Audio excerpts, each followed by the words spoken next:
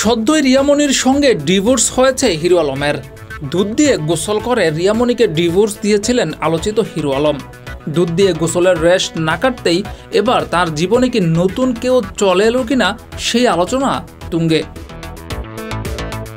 সদ্যই নিজের জন্মদিন পালন করেছেন হিরো আলম।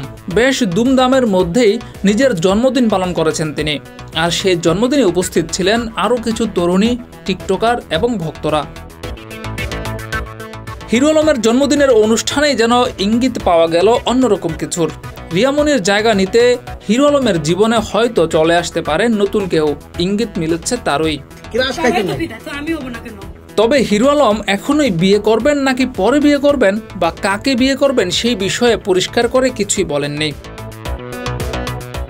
এর আগে হিরো আলম বলেছিলেন রিয়ামনিকে তালাকের পর থেকে অসংখ্য তরুণী তাকে বিয়ের প্রস্তাব দিচ্ছে, যাতে সে বিব্রত। হিরো আলম জানিয়েছেন তিনি বিয়ে করতে চান, তবে হুটহাট কোনো আবেগে নয়, ভেবেচিন্তে ধীরস্থিরভাবে বিয়ে করতে চান।